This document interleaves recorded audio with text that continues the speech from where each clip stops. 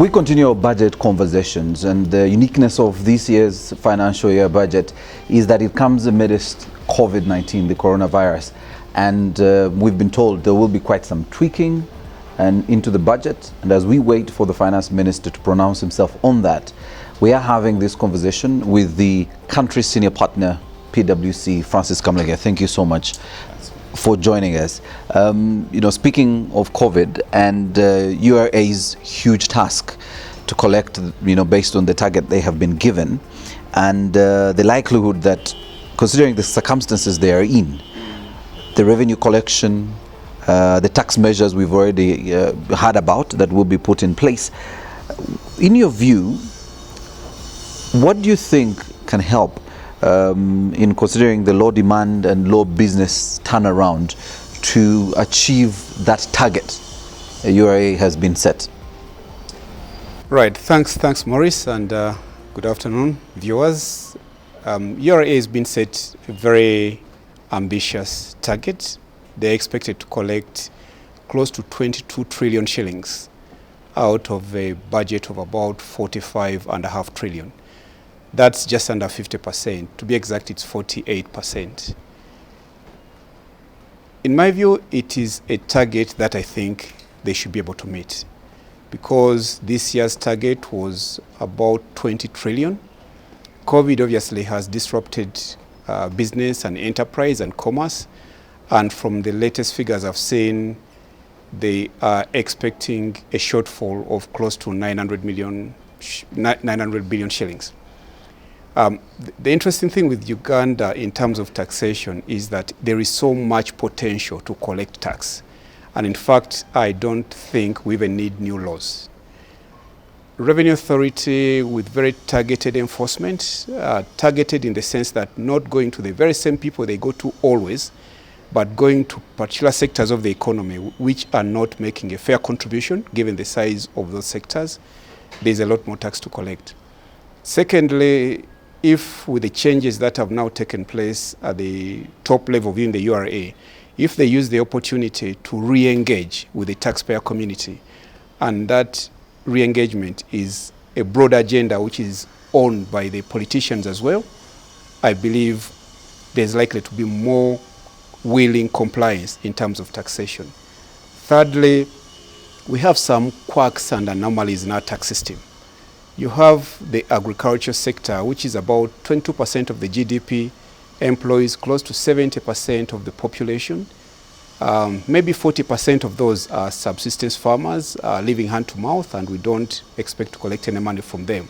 But there are lots of commercial agricultural enterprises that are not making a fair contribution to tax revenue.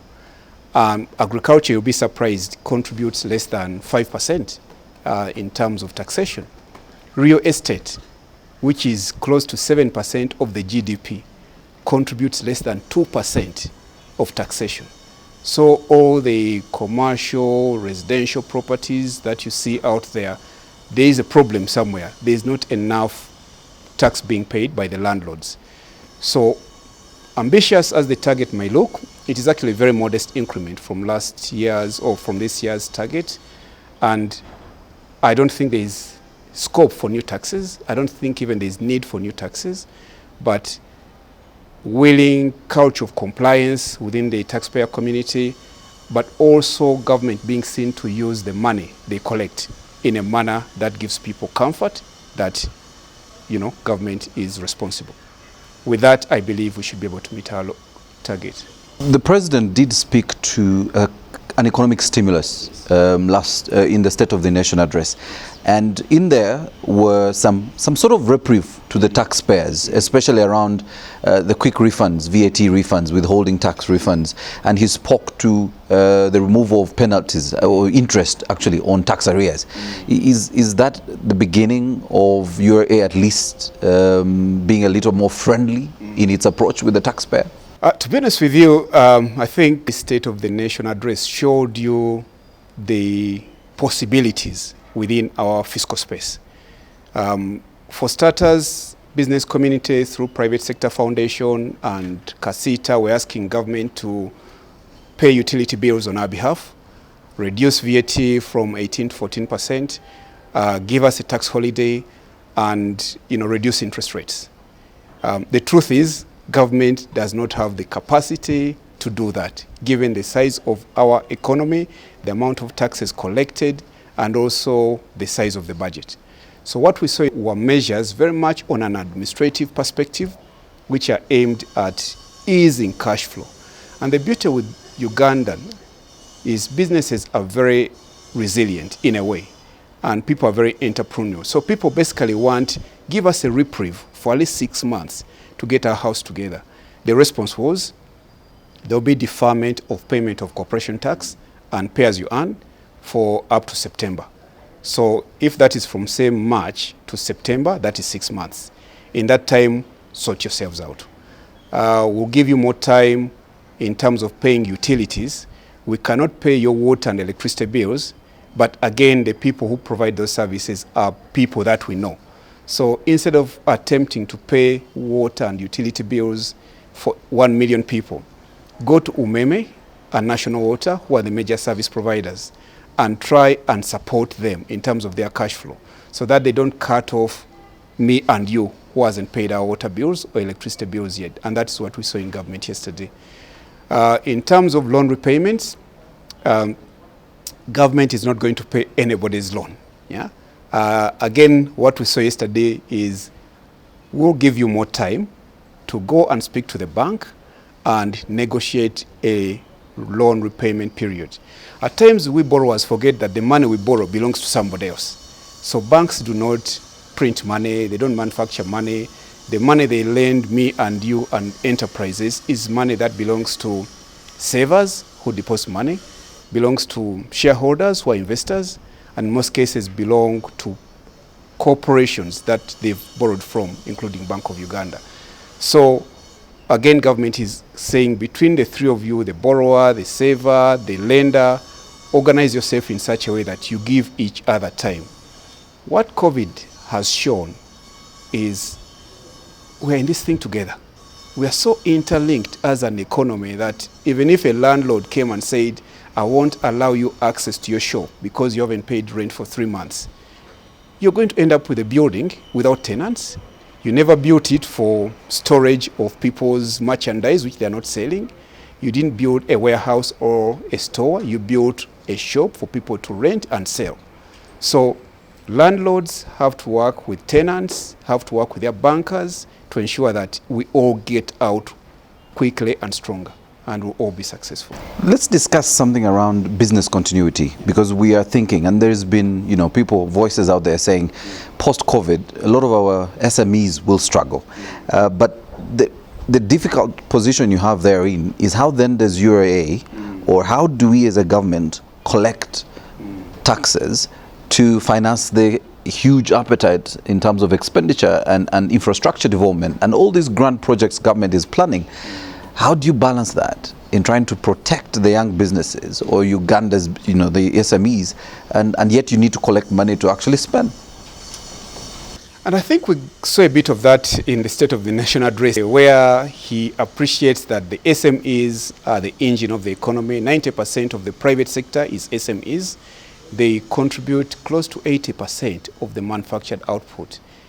Other than agriculture, which employs nearly 15 or so million people in terms of the working population, SMEs, trade, retail, transport, tourism, entertainment, hotels, the border borders, the taxis are the biggest employers, both in terms of paid employment and also self-employment.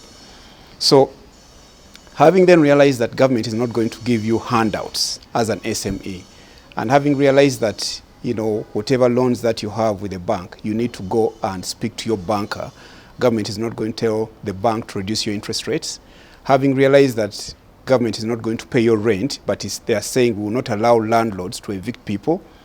As an SME now, you have to appreciate and acknowledge and accept that now the buck stops with you. So the starting point is you look at your business and assess the impact the COVID lockdown has had on your business. That assessment requires you to have records. If honestly you don't have business records and you cannot look at the cash flow, you can't look at the value of the stock that you have, whether to decide to sell it, at a discount so that you get the money and go back and trade, and you don't have any reference point in terms of what is the state of health of my business, because you've been so informal that you don't even have accounts. Even the money that they put in SACCOs, or the stimulus that is talking about in UDC, or the 1 trillion that is in Uganda Development Bank, you won't be able to access it because you don't have business records. So starting point is use the lessons learned from the lockdown to formalize, to monitor your cash flow on a daily basis. 3, try to ensure that you have resilience within your systems. At times people get on the plane and they go abroad to import things just for the sake of it. This lockdown has shown us that actually things can be done differently. He's talked about the vulnerable and virtual economy and used the example of the salon. If you're a hairdresser, do not wait for the lockdown to open so that you can open your salon. There are ladies and gentlemen out there who need your services. So think about a different way of doing your business. When do you last speak to your customer? Was it on the 18th of March? Have you kept in touch with your customers? Are your services even going to be relevant after the opening of the lockdown? So we need to be more innovative, more dynamic, more agile, knowing very much that there are limits with which the government can support enterprises. So government will do the enablers, and we're seeing it already in terms of the allocation in the budget. They will do whatever it is that they can from a regulatory perspective. They'll try and intervene between private enterprises, landlord, bank, tenants, but the buck stops with you as a business person. Speaking to something you've talked about, the real versus vulnerable. Yeah. And you know, the vulnerable we can see, because we can now tell that these sectors are going to struggle. I mean, the hospitality industry you've outlined, the tourism sector is going to struggle quite a bit. You know, they are launching SOPs for how to reopen those spaces. How then do you speak to the real, which the president was talking about, and the vulnerable? Yet, you know, in our previous conversation, you spoke to the fact that the real, which is agriculture, and you've mentioned the number of people that are employed there, contributes just 5% to the GDP. I suppose that's the conundrum that we have in our economy, because you've got the virtual and vulnerable economy appearing to be relegated, as if it's not as important. I think every aspect of the economy is very important. Agriculture is so important in the sense that we were locked down for nearly 3 months, but we kept eating, and that kept us going, and that kept us alive. But other than eating, there are lots of other things that human beings need in terms of basic aspirations. So trade, retail, transport, hospitality, tourism, and all the other services sectors are actually the heartbeat of this economy. And whereas some of them may not be as formal as probably one would like them to be so that they contribute properly in terms of taxation, they're actually the biggest employers in terms of people earning a living. So you heard most Ugandans saying, lift the lockdown so that we can go to work. That was a bigger cry than give us money or give us food, because they know nobody's going to give them food. But they're saying, if you open the lockdown, I'll go and work, and I know I'll be able to, support my family and my dependents. So the linkages between the real economy and the virtual stroke vulnerable economies need to be more reinforced. And hence the discussion about Bubu in terms of limiting the extent to which we are importing things that we don't need to import.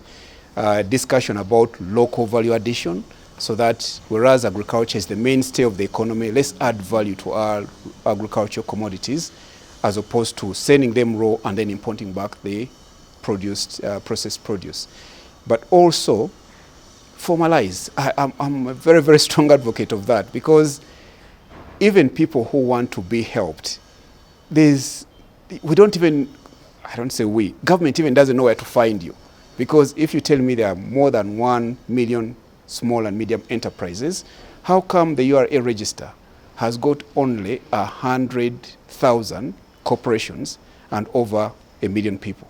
The URA register is less than 1.5 people taxpayers in terms of corporate registered people, of which 1 million is about individuals and less than 200,000 are corporations. So enterprises need to register properly. They need to improve on their operations. For you to access whatever funding that government has available to you, you need to be able to show the state of your business. Government talked about a stability fund. That I recall that being mentioned yesterday. I don't know how much money is in it, but that stability fund is supposed to help enterprises that are struggling to the extent that as a result of raw production, if you are a producer or manufacturer, or as a result of low demand, if you're a trader and a retailer. Now, if you're a trader and a retailer, do you have documents and records that you can come with which show that for the last 3 years, my average monthly sales have been 2 million shillings and I've been able to support 50 employees. But for the last 3 months, my sales went down to 0. Now, if you don't have those records, it's very difficult for you to access that kind of financing. So the issue of record keeping, if anything, that should be the major lesson that we get out from lockdown. The issue of continuous cash flow management, the issue of looking at what you consider to be the most important assets in your business. There was a rush to lay off people. And I guess people made those decisions based on, I would like to think that they were informed. But I know for certain that if you're in the hotel and hospitality sector, your number one asset is the people. Because however fancy your building is, however nice your beds are, however, nice your glasses and plates are, if you don't have the right people with the right attitude in terms of customer care, in terms of personal hygiene, in terms of attitude, nobody is going to come and use your property.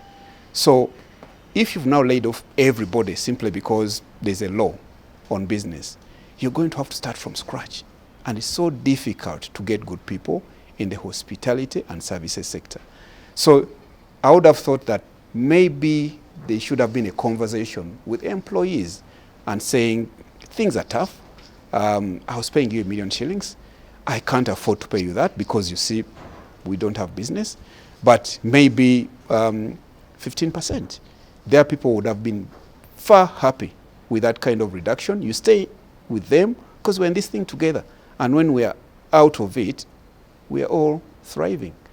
So I think there are some mistakes, I believe, that have been done in that space. I want you to speak to something that has been on the table for 3 years, the local content bill. And many say that's a blessing now in disguise for the COVID pandemic, that you will have Ugandans participating in the big projects, in the huge government procurement projects.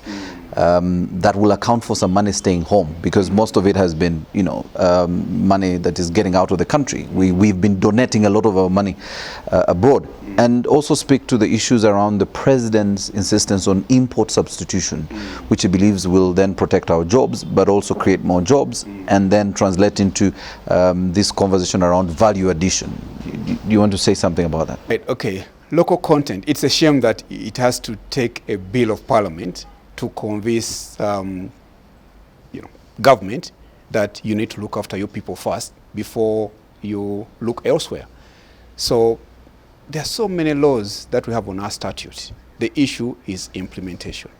So if we have built over 5,000 kilometers of good quality paved roads, how many local engineering and construction companies do we have in Uganda? Yeah. And is it just a deliberate effort to bring outsiders all the time, while at the same time you're training so many engineers and construction workers? We have spent so much money on the hydropower projects, but how many local engineers and civil engineers, electromagnetic, electrochemical engineers who have worked on those projects? So there has to be a very deliberate effort within the government to make sure that we work with Ugandans. But on the other hand, also, the Ugandans have to up their game, because some of these projects are funded by World Bank and European Investment Bank, IMF, IFC, you name it, and they come with their own conditions, which are not aimed at locking out Ugandans, but in terms of health, safety, and the protocols in terms of, employment and the formalities and being formal and having a track record of whatever it is that you've been doing, usually ends up excluding Ugandans and Ugandan enterprises. Again, going back to the informal way we do business. So I'm hoping that local content and the policy of Bubu will help, but we also have to do our bit. In terms of local value addition, in the last 3 months, we suddenly have close to 20 companies that manufacture hand sanitizers. In end of March, end of Feb, early June, we were struggling. That small bottle was costing like 8,000, then it went up to 30,000, then it went up to 60,000 in a space of just 2 weeks.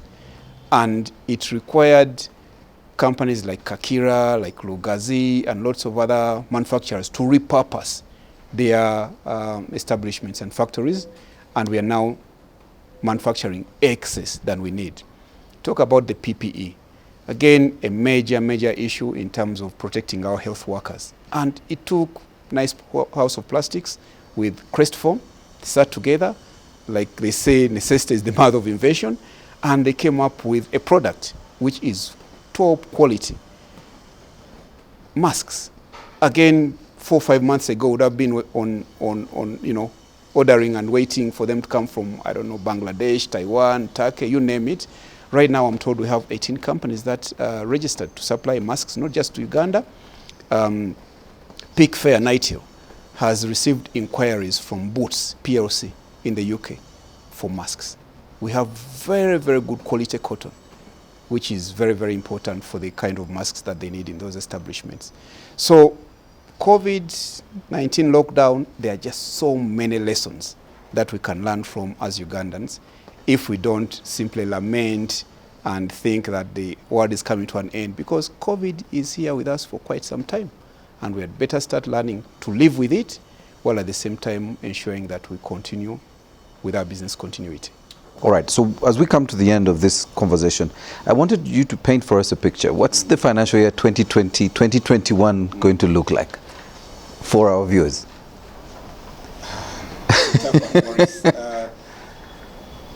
I think I'd like to think that it's going to be a year where we all live within our means.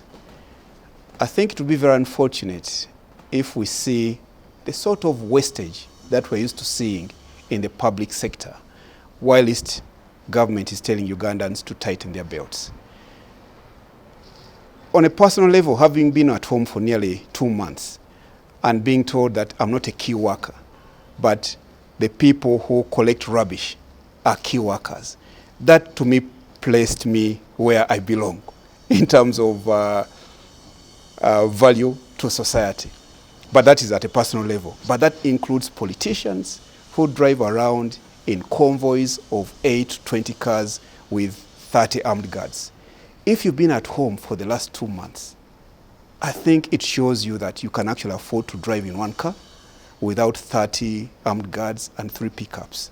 And if that wastage is now all taken away, ring-fenced, monetized, and put into health and education and water, you can't tell people to wash their hands when less than 70% of the population have access to drinking water, let alone water to wash hands.